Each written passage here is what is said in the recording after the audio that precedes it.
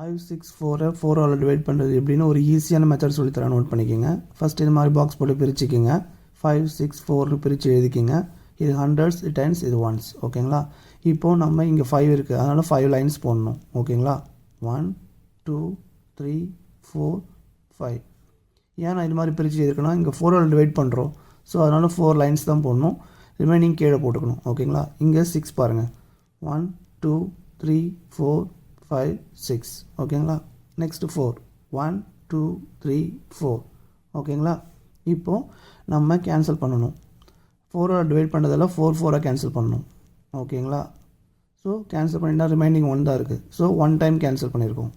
அந்த 1 இங்கே அப்படியே இறக்கிக்குங்க. நெக்ஸ்ட் இங்கே வாங்க.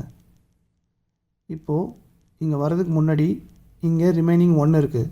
ஸோ இந்த 1 10ஆல் மல்டிப்ளை பண்ணணும். மல்டிப்ளை பண்ணால் 10 வரும்.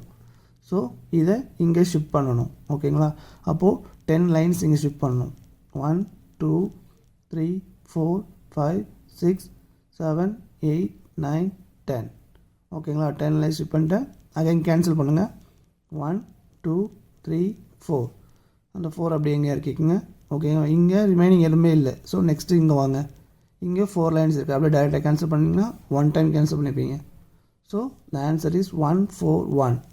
564 4 ஆல் டிவைட் பண்ணால் நமக்கு கிடைக்கக்கூடிய ஆன்சர் 141. ஓகேங்களா? இந்த மெத்தட் உங்களுக்கு பிடிச்சிருந்தா உங்கள் ஃப்ரெண்ட்ஸுக்கு ஷேர் பண்ணுங்கள். என்னோட சேனலை சப்ஸ்கிரைப் பண்ணிக்கோங்க. Thank you friends.